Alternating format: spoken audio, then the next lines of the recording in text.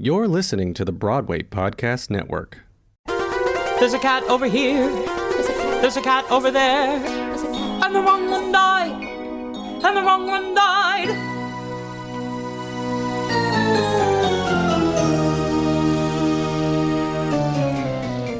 Welcome to The Wrong Cat Died, the podcast breakdown of the catastrophe. I'm your host, Mike Abrams, and today we have another amazing guest. She was Tantomile in the Hamburg production of CATS in Germany in the 90s. So welcome, Lynette Tompkins Engel. Thank you for joining me. Thank you. I love talking to anybody that's done it in German because it fascinates me to do it in another language, especially if it's not your first language. So I want to get to that, but I always got to start at the beginning. When did you first see CATS? When did you first learn about it? Like, what was your introduction before you ended up in the show? Okay, I was obsessed. I was obsessed. Okay. As a dancer, I had been doing musical theater. Well, I might as well just full disclosure. I graduated from college in 1984, and I started. I was from New York. Came back to New York. Started auditioning, and of course I auditioned for CATS because as a dancer, that's what you do. And the show's weird. I saw it. It's really weird, but as a dancer, there's so much dancing in it. So I definitely saw it when it first opened. Okay, so you saw a Broadway production. I saw a Broadway production in the right 80s from the beginning. when you were in high school. Or after high school or younger? After high school. After high school. Okay, so after high school. I can't even remember when it opened. It was in the 80s, sometime in the 80s. Yeah, so I mean, it was probably, it was after college. Okay. So I was obsessed with it, so I was like, I've got to do this show. And I went to the auditions and I did pretty well, but I just didn't get it, and I would dream about it. And my friends thought I was absolutely insane. They kept on saying, Lynette, there's so many other shows out there. And I'd get another show, but I was like, it's not CATS. And so finally I did get CATS in, I think it was 92. Yeah. In Hamburg. Okay. So, yes. So I want to go back to you're seeing it as a dancer. You're seeing it from the eyes of a dancer. Yes. You're at this point a professional. Like you're in your career, and you know that this is a realm of possibility. Yes. When you first saw it the first time, did you kind of know what you were going into, or did you just know it was this phenomenon? Because it was pretty early in its run versus now where there's 40 plus years. People have an opinion. You mean, did I know what the show was? Yeah. I feel like I did. Okay. And maybe because I probably auditioned for it before I saw it. Got it. Yeah, okay. I think I auditioned for it before I saw it. But I'd heard about it. I knew people who were in it. You take dance classes, you meet people, you audition, you meet people, you work, you meet people. So I probably knew people who were in it. To me, the Broadway production, the later tour, had some of the best dancers in New York City in it. And, some people say, oh, the dancing's so weird and it's not natural. And, oh my gosh, what is, but for me, I don't know. I love the music. I love the choreography, and I really just wanted to do it. That was kind of, I think of all of the shows that I saw, I wanted to do that one more than anything else. And I kept on, I was working, I was getting shows, and I was thinking, but it's not CATS. Yeah. So when I finally did get CATS, I didn't hesitate, Definitely. I was already in Europe. Europe. Did you have a certain cat that you were like, when you saw it was like, I want to be this particular dancer? Or was it just, it's all amazing? And no, I did not. And also, as I said, there's this huge backstory to CATS, which I didn't know because nobody knows unless they do it. Mm-hmm. Oh, we're going to get there. We're going to get there. Yeah. So no, I didn't. I just wanted to do it. It didn't matter to me. It didn't matter if I was a swing. It didn't matter what I did.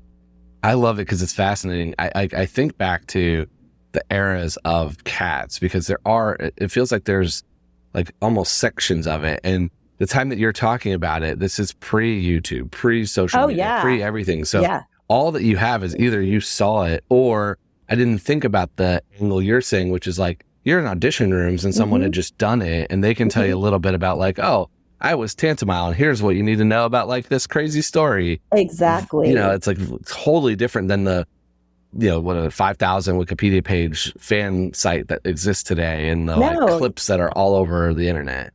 And every time you audition for it, they do the same piece of choreography from the show. So, then I felt like, oh, I know this section of the ball because that's what they were teaching at the audition every single time. And then for callbacks, they would do a different number. So, yeah. Do you remember what part was the audition? I do. It was called Copeland. Have you heard that before? I've heard it all, but like I don't know what that means. Like I'm not. Okay. You could pinpoint the section of the ball. Tell me that's Copeland. I'd be like, cool. Yeah, I have no idea what you're talking about. Yeah. So it's pretty dancey. It's pretty hard. And I think we might have gone into Jutters. So the Copeland, now I'm remembering it starts with Copeland, and I believe we went into Jutters. So that's two parts of the ball. Because every part is sectioned and named. And yes. And they're named differently in different countries. I did not know that. Yeah. So, I mean, most of the names stay the same. So Copeland was Copeland, Jutters was Jutters. But I believe in the States, there's a section called American Airlines. And in Germany, it was Lufthansa. That it might have been American. Maybe it wasn't American, but it was United or something. I mean, it was some American airline. But in Germany, it was called Lufthansa, that section. That is so fun. So it's like, so we're just going to tweak it. Like we know we need an airplane section right here. We're just going to call it local. I'm wondering if they did the same thing in other countries too. If they probably did. They probably did. And the names of each of the sections were so sort of random. There's one part called washing machine. There's girls upstage, girls downstage. Let me see. Oh, I can't even remember all of them. Warsaw. Now I wonder if it was Warsaw all over the world. Yeah. So that's the part I don't know. I'm sure there's people listening to this who know. Yeah. Oh, they would sections. know. Oh, definitely. But that is fun. I love that it's American Airlines and. I think it was American, maybe United. Who knows? Delta? Yeah. I don't know. Yeah, as I say, now we're stuck in the U.S. with just a handful. But back in the day, in the 90s, there were multiple choices. There were all the regionals, and yeah. That's okay. So that's fun. Okay, I want to fast forward though. So now you get the role, and you have two things I think that are really wild to deal with that I can't even wrap my head around. So one I can. One is as you've said, there is a deep story that you've got to learn because you've just been learning dance numbers and have seen it, but what is the actual plot? And then the second thing is you've got to learn it in German. You've got to learn a whole nother version of singing the songs that you know some of them, or you probably know a lot of it, but not in a totally different language. That's not your first language. Exactly. And at the point that when I got the German show, and I had to move to Hamburg, and it was one of those I had been doing. There was a huge international tour of West Side Story. This is around the time that Jerome Robbins' Broadway was on Broadway, or maybe it had closed. There were a bunch of people who had done the Broadway show who were doing this pretty amazing international tour of West Side Story that was going all over Europe in English. So that's how I got to Europe. While I was there, we actually were in Hamburg for 2 months. And a friend of mine was in CATS Hamburg. So I saw it in German, which I had never seen before. And so I auditioned there, and that's when I got it. But my contract was over for West Side Story in January, and it started for CATS in February. Wow. So I flew home, just repacked, flew to Hamburg, and I stayed with my friend for a little bit until I could find an apartment in Hamburg. And it was the longest rehearsal period of any show I have ever done. It was 9 weeks, which is a lot. 9 weeks of rehearsal. 9 weeks of rehearsal. Most of the cast, almost all of the cast, were German foreigners who did not speak German. Yeah. So I had a half hour to an hour of a phonetics lesson with a private phonetics coach every single rehearsal day. I had to learn, the whole score is sung. Yeah. And everybody sings pretty much everything. It's a lot of text. And I didn't know German. I couldn't read German. So I sat with the phonetics coach and I wrote exactly every word, what it sounded like. I wrote it on top of my score and I had to memorize it that way. Yeah. And the phonetics had to be really good because, this was a show in German and German people are coming to see it. And if they can't understand what you're saying, that was a big problem. So we really worked hard on the phonetics. I ended up staying in Germany for a very, very long time. And So my phonetics is quite good because of that, I think, because I had this, individual instruction. Yeah. Yeah. So, and Did you pick up some of the language? Oh, yeah, yeah. Yeah. Because I got married, I lived there. My son was born in Germany. I did a lot of other shows in Germany because as a certain thing sort of boomed after a certain bit of time, and a ton of shows came. At that point when I was there, I think it was just Starlight and Phantom and Starlight and Phantom and Cats. But then it was Beauty and the Beast and Joseph and all these other shows. So I was lucky; I got to do a lot of them. Oh, that's fun. But Cats was the first one that I did in German. And yeah, I mean, it was really weird. And I think the first time I saw the show, I'd seen the show so many times in English, and I sat there and the first line of the show is in English is, "Are you blind when you're born?" Mm-hmm. And so I'm listening. The whole set looks exactly the same. Everything is exactly the same as the Broadway production. And then I hear, "Bist du blind bei Geburt?" And that was the first line that Munkestrap sings in the show. And it just threw me. It was just so weird, having heard this show so many times in English. Yeah. I've kind of thought the same way of like when I first heard that it was going to be in other languages, which of course makes sense. Like, you adapt it to, something this big and that's been running for that long. But then I kind of thought back to, this is the story that when I first saw it in the U.S., it was the revival, and there were a lot of tourists that weren't speaking English in the audience, at least. So, at least it wasn't their first language, or wasn't the language that they were conversing with each other when they were talking before the show. And then when I walked out, I was like, well, yeah, that makes sense, because you don't really need to fully hear everything to follow the plot. Like, it's just not necessarily told. Yeah, quote unquote plot. So it's not really told. So I am kind of curious, when you're going through this process, you obviously have to learn the phonetics, and you have to learn the dance, and you have to learn the singing, and you have to learn all of this, but you also have to learn your character. Yes. How did you learn that? How did you learn it on? Was it in pieces of where it's like, I'm going to tell you all the story, and then we're going to go into the dance and the singing? Or was it figure out the dance singing, and then let's figure out the mannerisms? No, it was all kind of at the same time. All blurred together. So yeah, It was all together. It was, you'd look at your rehearsal schedule, and it could be, okay, I'm in the dance studio for this amount of time. I'm in a singing lesson. Then I have phonetics. But we also had a resident director, and she was responsible for the acting part. Okay. So we had, when I joined, I have to say, when I joined the company, it was a huge changeover because people generally had a 1-year contract. Yeah. And that year there were a lot of new people coming into the show. So, it was a lot. There were a lot of people. So we would have these rehearsals with our resident director, and she would sit down and she would start from the beginning and tell us the story and talk about the relationships between the cats and talk about, she would talk about who we were individually, who Tantomile was, who Corkapat was, Vicky, Bombi, all of them, and how they all fit into the show. And it was serious. Yeah. So what do you remember from that? And then also, was there anything that I think let's start with this question first. When you first heard that, having seen the show, having been a fan of the show, what was the moment where you were just like, I never knew that? Like, that really surprised all of it? Pretty much all of it. Okay. I mean, I think when I saw the show, all I knew was Grisabella dies and goes to cat heaven. There's some fights, there's the sexy cats, and there's a lot of little kittens running around, and that's about all I knew. That's it. Okay. Yeah. I didn't even think of story because it doesn't seem like there's a story when you watch it and you don't know there's a story. You're just saying, oh, there's a lot of dancing going on. Set's pretty cool. You know what I mean? And I like the music.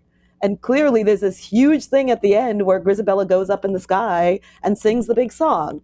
But that's it. Yeah. There's not much. I really didn't know. And maybe I might have talked to some friends who had done it, but I mean, it wasn't like that was the first thing that you talk about. Well, let me tell you the backstory of cats and what, who all these creatures are and what their personalities are. That's all I talk about. So that's why we're here. Yeah. Okay. So what was the Tantomile story you were in? Okay. So the Tantomile story is that she is a twin with Corkapat. And they are the mystical cats who sense things before anything happens. So First of all, it was tricky because you get in sync with your partner who's the twin because you have to move together all the time. Yeah. You do the same thing all the time. It's not choreographed, but you kind of do, after a while of working together, you sort of start to move together and feel what one person is going to do, whether it's walking across the stage or crawling across the stage. So what they were both meant to be was these kind of intuitive cats who can sense whenever anything's going to happen. So, for example, when they're I think in the second act, there's a McCavity comes on and there's a big fight.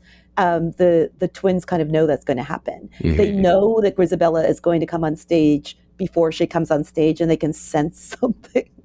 It sounds so weird when I'm talking about because I took this totally seriously. Yeah. So that was there, and they're not quite grown up, but they're not quite babies. The babies are Pouncible and Victoria and Mungo and Rump. Those were the babies. Yeah.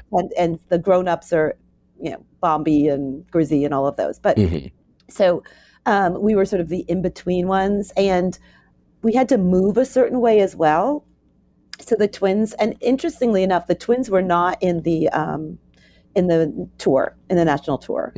I think that they pared it down, so they I think those were twins get cut. They get cut out in a lot of places when they need to. They do, because they don't have a special number or anything like that. But they are do pretty much all of the dancing. Yeah, all of the dancing. But we also had to crawl in sync together. And we were always crawling these long crawls. It wasn't like a scampery crawl. It was a long crawl. So we had, at least in Hamburg, we had special knee pads because it was a lot on the knees. I mean, everybody was a lot on the knees, but I feel like maybe the twins were a little bit more on the knees than others. So my knee pads were about that long and very thick. So, I mean, I enjoyed doing it. It was fun for me my second year to cover other roles, but there's something special. The only thing is that you really have to get along with your partner. Yeah, with the twin. You spend the entire show together. So when a swing is on, I mean, the swings were amazing, and they kind of would follow the person who was the first cast person, and also because in Hamburg we had so many swings that we got swung out of. We had 4 show weekends, and we generally got swung out. If you were first cast, you got swung out of one of the shows on the weekend, so you didn't have to do all 4 unless there were people who were out. So 9 times out of 10, I would have a cover on. Plus, we had vacation. So there was always a cover on, and people were injured. Wow. Or out sick. Yeah, the twins are such an interesting piece of the show. I've always used the twins as my example when someone talks about like if it's the depth of the show. Yeah. Because that's a cat that I would say a non-super fan or a non-fan is going to have any idea of the name. Oh, no. Or where they are, or what they're doing, or what's happening. Nope. But when I saw the show most recently, having learned way too much about this show now, I was most fascinated by watching them jump around a corner faster or turn their heads before moments happen. Yeah. And it's if you know some of these pieces, then everything is so intentional. And that was where I'm I was bummed when I hear they get cut, because I'm that's such a cool little piece of these almost they know everything, they know what's going to happen, they have this telepathic ability to understand everything, and that's just not at all the first time anybody sees it catches any of this. No. So you'd have to know. But I mean, I guess some of the other cats are more obvious. It's more obvious what their sort of personality is, or their role in the show, kind of. Yeah. Well, there's the song cats too. So that was when I first started. I'm well, there's the one where they just sing their names over and over again. In some capacity, they all pretty much sing their name. And then there's a couple that perform a song, but they're on stage for I think in the McCavity song, it's you get to pretty much learn about Bomb and Demeter. Right. But there's a bunch of other cats, and then especially in the opening number, there's all the ensemble characters that are dancing that have new names, and there's just so much constantly happening. Yep. That unless you take the time to learn it or pay attention to it or read it, you're not going to follow. No. most of it. No. And so as a performer, how much thought goes into when you're on stage of like, I've got to tell this like telepathic moment versus like, I just got to dance here because that's really what people are paying to see. Oh no, it's super fun, to kind of, and you as a performer, the show is never the same every day, right? Mm-hmm. You're always doing something different, or you find some fun way to play or use your mystical abilities in some fun way. So yeah, I mean, it's all one thing, whether it's the singing and the dancing and being the character. I mean, I would say dancing, I just dance. I mean, Tantomile as a character doesn't come out in the actual dancing, but I don't know that anyone's character comes out in the actual dancing when it's a hard dance number, especially the ball. Maybe Bombi a little bit, because she can kind of lay back a little, because of her character, but everybody else is just fighting to get through that number, which is 20 minutes. So I wouldn't say that, but in all of the other moments, because you're pretty much on stage almost the whole show. Yeah. So in the in between places where you're not dancing or you're listening to someone else singing or something else is going on, I was very aware of my character and very aware, but it became a fun thing. It wasn't. It didn't take it that seriously. Yeah. Yeah, I think you kind of have to, right? You can't go too deep into like, here's my powers that I'm going to use on stage. It's just a mechanism. But it's a fun way to play around. Yeah. And, sort of as you get to know people, you also form, certain relationships. So I remember there was one year I decided that Tantomile and Rumpelteazer were really good friends. Okay. So we just formed because I was good friends with the person who played Rumpel. Yeah. So we just decided that they had a little, sort of friendship, and maybe Tantomile would get a little annoyed with Rump because she was younger and didn't have those qualities of mystical powers or whatever. So, but there is the freedom actually in that show to create your own narrative within the narrative. Yeah. Well, so that was always my next question, which was going to be, what other relationships did you add or play?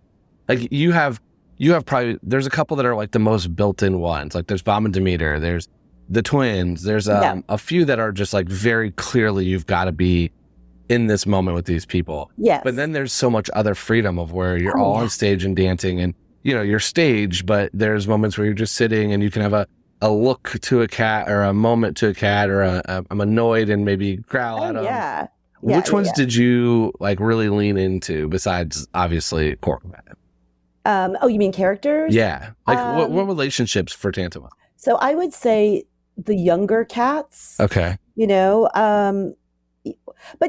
I wouldn't say it was only one thing because it depended on the evening. It really just did. Totally different every day. Oh, totally. As long as you could stay in character. Maybe Tantomile had a moment with Bombi, and maybe Bombi was annoyed with her, or maybe Bombi embraced her at that moment. So it wasn't the same. It wasn't the same all the time at all. Okay. It could have been anybody. That adds to my thought, which is like, I've always kind of really felt that this is like, it's a cult, but it's like, it's a family too. So yes. So it's almost like, you know what? We're all family. One or two of them are going to annoy you, but they're going to go in waves. One night they might be the one I'm love hanging out with. Another night they might be the one I can't stand. But at the end of the day, we're all family. Yeah. I had one friend. Oh my gosh. This is probably, I will say it because CATS Hamburg's closed. Yeah. But he was so fun. He covered a couple of things, but whenever he was Alonzo, we had a moment during the Tugger dance, and the Tugger dance was always super fun, because it was choreographed, but then there were these moments that were free dancing. So somehow we would always connect doing those, because where I was on stage, I wasn't necessarily next to Cora Capat all the time, So in those free dancing moments, he would whisper something to me and it would be like model walk. And so then we would incorporate a model walk into the free dancing and then go back into the choreography. So that's what I say. Those kind of things, for some reason, we kind of connected during that part of the show. Now, that was nothing to do with character. Yeah. That was just fun. No, that's really fun though. Cause like there is a loose plot and there is the loose interpretation of each character, but then there's a lot of open-ended, like it could be this, it could be that. So much that's open-ended. Yeah. There's so much. I mean, it's pretty much almost everything is open-ended except for the choreography. Yeah. Well, but I think there's staging too, right? Like, that's where a lot of these relationships, at least from the fans, come from are, well, these two are next to each other right now. And because of that, they're going to look, so I think like that almost influences everything more, or, who lifts Victoria is like their stuff, or who's the first one to touch Griswold. Like a lot of those, like those things are those things are super important that they're staged. Absolutely. Yeah. Absolutely. And even as Tantomile, she has a couple of solo lines, and that even the choreography for that was staged. I think the second line was right before Deuteronomy comes on stage for the first time for the old Deuteronomy song. Mm-hmm. She sings, I believe it is old Deuteronomy, because she senses that he's coming. Yeah. And there's a little bit of a choreographic moment where she rises and sings that line, and then she sinks back to the floor and has a moment with Corkapat. So, that was always there. Yeah. That was always there. We're going to take a quick break, and then we'll be back for more of The Wrong Cat Died. I want to pivot a little bit to the some of the funny, weird, memorable, random things from doing this show. Like, I think one thing I've loved hearing from everyone is, like, especially on tours and different things, like there's some chaos that goes with something like this that doesn't, like live theater, what happened. So what do you remember? What were some of the memorable moments, the funny moments, the like, oh, I can't believe this happened, or this fan interaction or this stage interaction, or let's hear some of those. Sure. Okay. This was well into CATS. I remember my first time on as Bombularina, and I was really excited and I was nervous.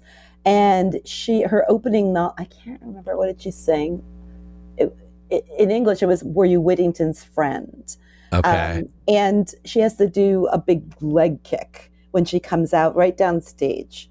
And I had so much energy and was so excited to go on as Bombi the first time. I came out, I kicked so hard, I kicked my leg out from underneath me, fell on my back like a roach, like this, and right as I'm singing the word friend, which was Freund in German, so it sounded like Freund, like that.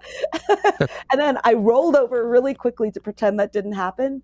And I looked out in the audience, and sitting, I guess, in the second row were two fans. They were teenage fans who were always there every weekend, always there. And I saw them look at me because, maybe if you hadn't seen the show, you might have thought that was planned, maybe, but they knew. And I remember just looking at them, and they looked at each other and gave each other a funny look. And I just had to, so I do remember that. And I also, we had a dance captain at that point who was super intimidating, amazing dance captain, but super intimidating.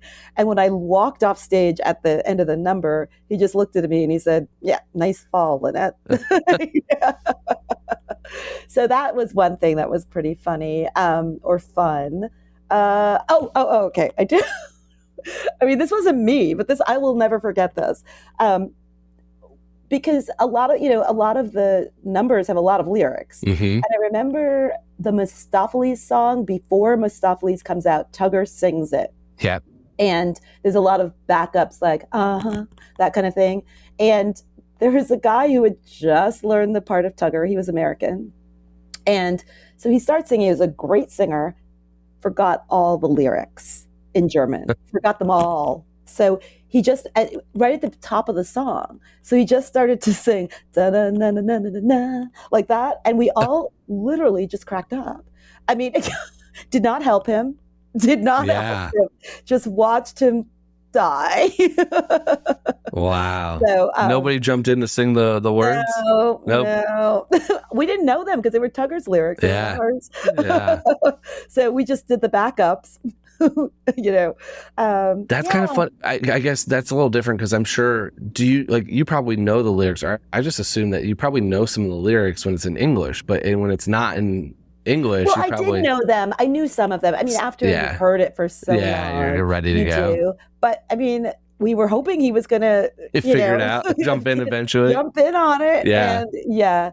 And our mics weren't turned on at that point. Yeah, that's true. That's true. You're the backup vocals there at that moment. Exactly. Yeah. So there's so many things. I mean, I think in live theater, things can just go off, or something doesn't work, or someone's mic's on when they're backstage. But that's not typical to CATS. That's pretty typical. That's everything. Yeah. I'm just trying to think of things typical to CATS. Okay. So this is typical to Hamburg CATS. So when we were off a show, so if you were first cast and you had your off show, or it was either you could go home or you had to cover. But what they allowed us to do when we were covering was to go out to eat. And now just think, their cell phones were not a big thing then. So there were 2 places that we could have food during the show, and they would call us if they needed us. So you were sitting like down the street. And you would get the stage manager or somebody from the house would call the restaurant and say, I need to speak to whomever. You need to come back on. So-and-so got hurt. So you'd race down the street, have to get into makeup and wig as fast as you can, and literally scooch onto the stage. This is when you're covering. So this is like once a week? Like how often are you eating at this? This sounds like a ploy for this restaurant. So I as a cover, maybe once a week, but a lot of times I didn't go because I got nervous. Yeah. I did have to go on when I was called from the restaurant, and it was really stressful. It was literally around the block, but then you have to run, go upstairs to your dressing room, go into the Masca, which is a place where they do your pin curls and put the wig on and do your makeup as fast as you can and get into costume and literally run on stage as fast as you can. I'm trying to wrap my head around. So this is like, it's Saturday afternoon. Yeah. And you're a potential cover. So it's like, instead of sitting at home. Well, you can't go home. You couldn't go home if you were covering. Okay. Because you're too far. Yeah, you're too far. You could go, if you were off for the show, you could go home, but then you're not covering. But if you were covering, you could only be in the theater, or you could be at one of these 2 restaurants. 2 restaurants or sitting backstage. Sitting backstage. Exactly. Wow. So, do you remember the 2 restaurants? What type of food was it? Was it good? One was Chinese. It was called Manha, and it was Chinese. And the other one, I can't remember the name, but it was Italian. Okay. And of course, you might have a glass of wine. Yeah. One's not going to hurt. Right? Or a big plate of pasta. And then you have to run and get on stage. And I remember I was with one of my colleagues, and she got called, and she had to go on for Rumpelteazer, because the Rumpelteazer got hurt during the Mungo and Rump number, which is in the first act. Yeah. And so I remember she said, when she got the call, she said, well, if I walk, I'll miss doing the ball. If I run, I have to do the ball. She ran. She got on in time. I was going to say, so I could see a little stroll from restaurant there, like, Yeah, I mean, you just had a big bowl of pasta. You're not really going to want to do the ball after that.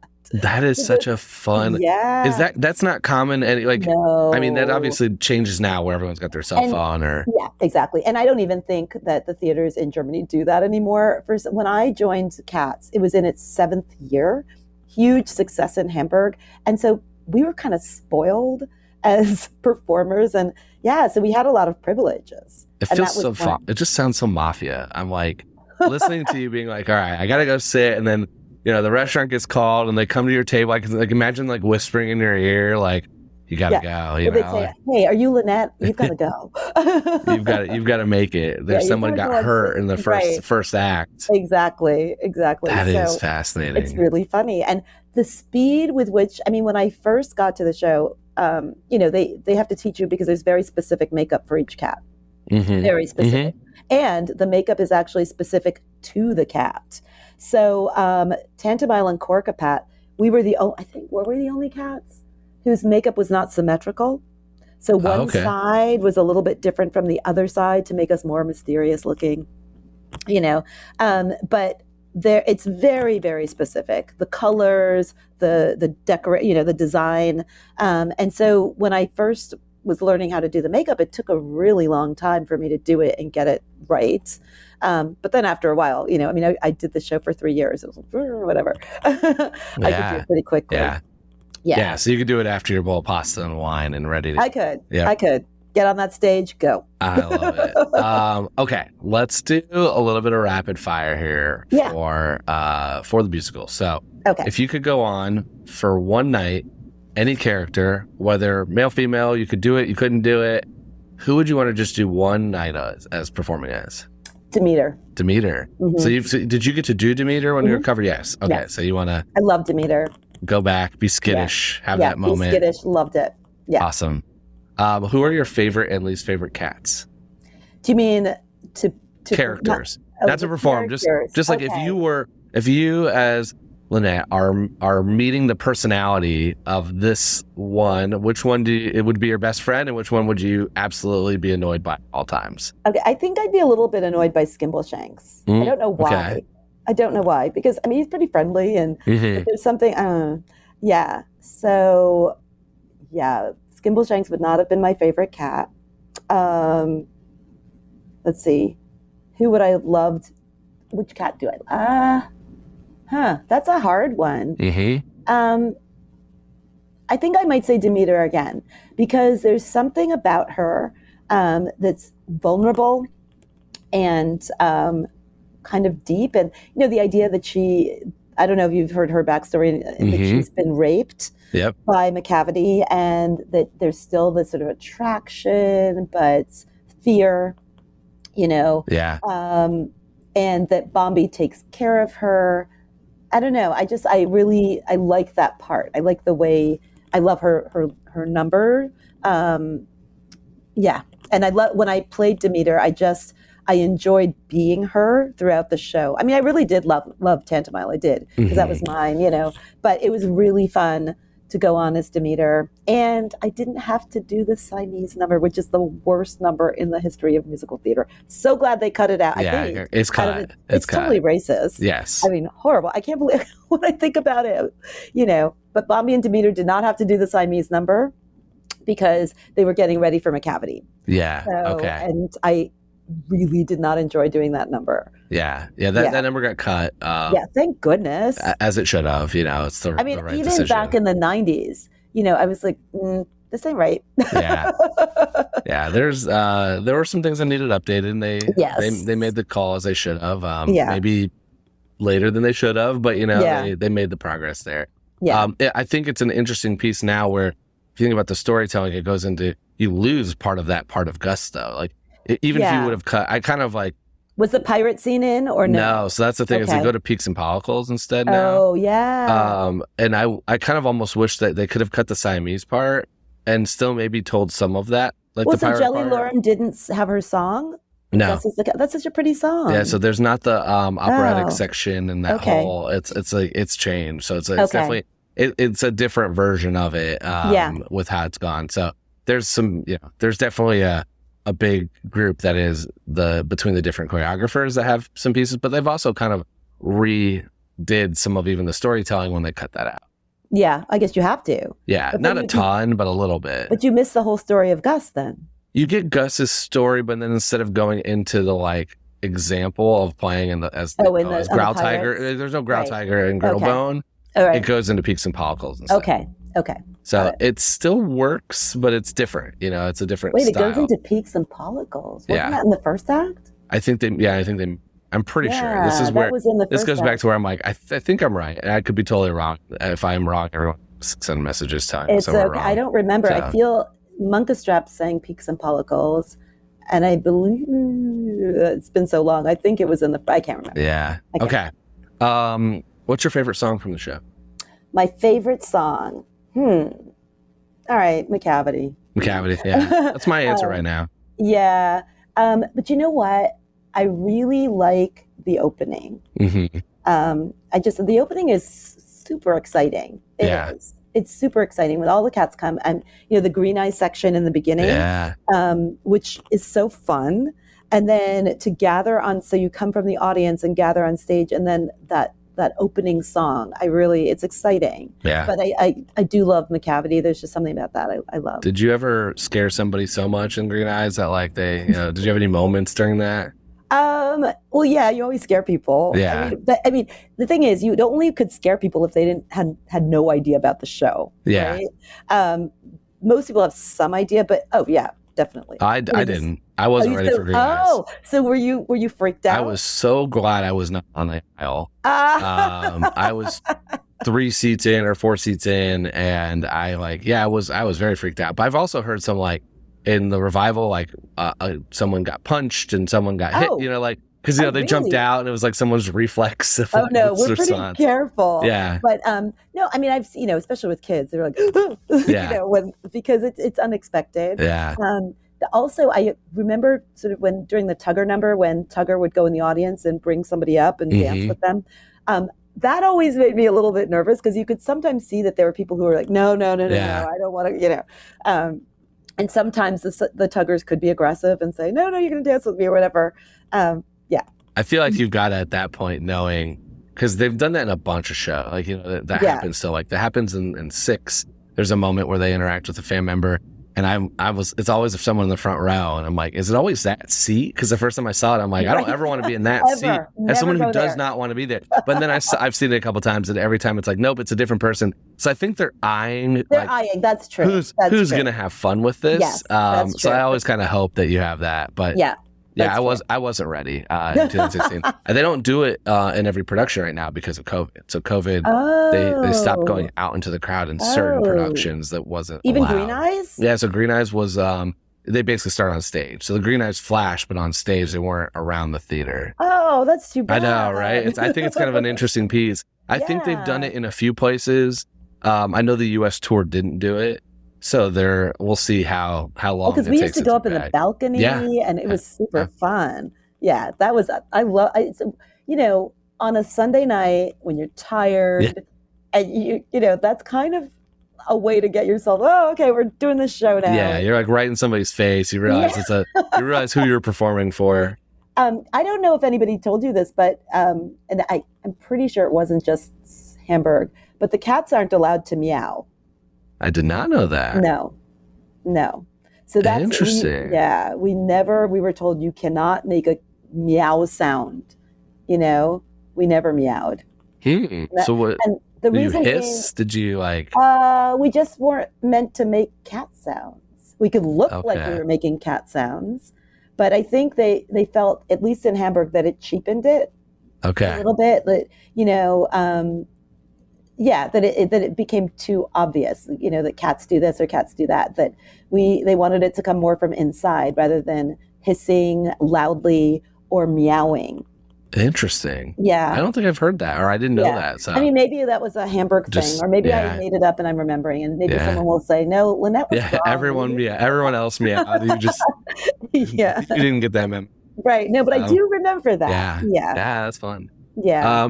Okay, my fun question is I know you're currently a teacher. Yes. Which cat do you think would be the best teacher? Oh, that's a really interesting question. Which cat would be the best teacher? Mm-hmm. Okay, so which cat has the most wisdom? Or would maybe command the classroom, or, it depends on what type of teacher you want to, you're walking into.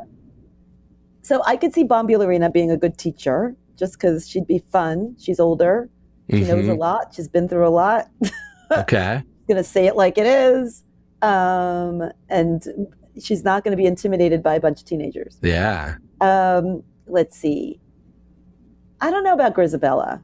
No, you can't let her. She's got to stay away from the school. Yeah, and I think that she's too damaged. Yeah, I think the ones that I thought of for this is I hadn't thought as much about Bombi. I thought Skimbleshanks is my principal, probably. Okay. And I thought Joey Lorem would be a really good, cares for her students. Would be there. I don't know how well she'd teach, but she would definitely be caring. And she'd be caring. And then you've got Old Deuteronomy and Gus coming in as and Bustopher Jones. And Bustopher as guest speakers. Yes. And then Tugger's my substitute, right? Yes. He's the one that's rolling in the Jutters- cart and causing chaos, and like you don't Jutters really the- want him there. Yeah, he's the fun substitute that every Yep. kid's going to look forward to because probably you don't do any work. Yeah, exactly. Okay. Most important question of this podcast. Yes. I have argued with hundreds of people now that I don't think Grisabella should have been the Jellicle choice. So what I want to hear is from you is if you are acting as old Deuteronomy for the night And choosing the person and to go choosing, you're making your pick, who are you picking and why, and what's your criteria and what's your rationale? Okay. So, but the thing is, you got to think about what the Heaviside layer is, that it's kind of kitty cat heaven, right? Mhm. So she's been chosen to basically go to heaven. Okay. So wouldn't it have to be somebody who's a little older? Or maybe not. I but think somebody, I think that's a very important first question, which is criteria. Like why? Yeah. Like what is the rationale for how I pick this year? Right. So, I mean, I've got to think about this carefully because it's got to be someone, I mean, the idea that she was shunned by all the other cats, right? She's had a hard life. They think she's horrible and old and decrepit and, you know, a waste of whatever. And Deuteronomy kind of saves her. She reaches out to people or to creatures. Yeah. So I don't, you know what, honestly, maybe she's the one who needs to go. Or Deuteronomy, but Deuteronomy can't choose himself. But can he? When's he done? I mean, Munkustrap's supposed to be next in line. Well, Munkustrap's, he's too young to go. No, I mean, he's supposed to be next in line. So I feel like when old Deuteronomy's I think Deuteronomy should send himself up to the Heaviside layer. All right, I love it. So old dude is going to be your vote. He's gonna I keep track. He's gaining steam. He's picked up a couple votes here recently. It's pretty much a Gus Grisabella race. That's the most common Gus two answers. Could be Gus or old dude. Yeah. I mean, because you can't send Vicky up there. You can't send any of the baby cats, I love it. Yeah. We'll do right. It's your time. Let's hand over the reins to Monk. Exactly. Grisabella can go next year, and then we'll figure out from here on. Exactly. Exactly. Yeah. I'm assuming your cast never talked about this. You mean about the wrong cat died? Who should have been the Jellicle choice? Like, did you ever have a debate of like, it's my turn?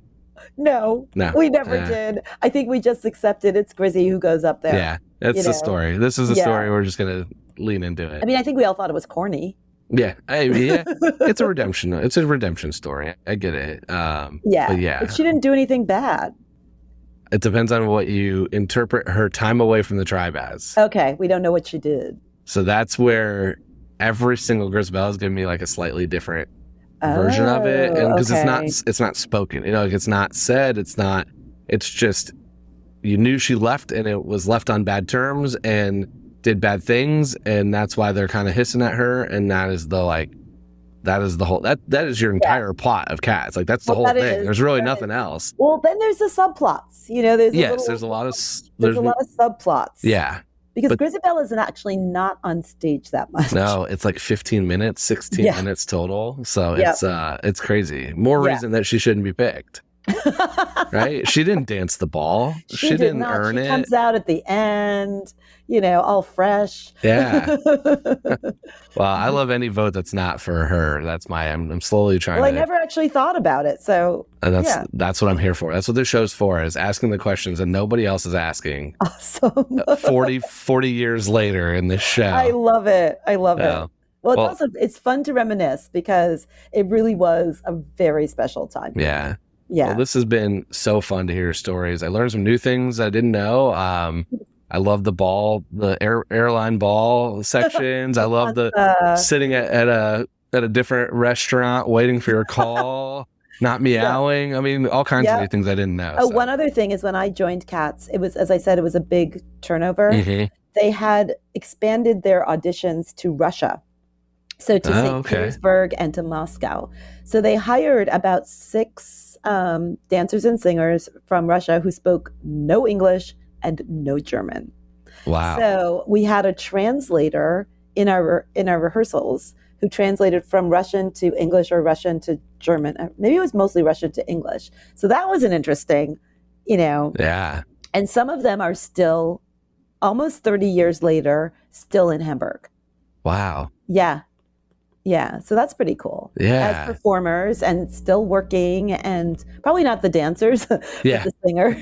Yeah, the singers can keep going. They can Singers, have their yeah. Grisabella moment later. The dancers, it's like, yeah, this is physically, the ball's hard. Yeah, ball was hard. Yeah. Yes. That is awesome. Well, this has been so much fun. So thank you for fun. coming on and sharing your story. Awesome. And thanks everyone else for listening to this episode of The Wrong Cat Died, the podcast breakdown of the CATS catastrophe. To follow along, you can subscribe on Apple Podcasts, Spotify, or anywhere else listen to the podcast. Follow us on Twitter, Instagram, TikTok, and Threads as The Wrong Cat Died, or check our website, thewrongcatdied.com.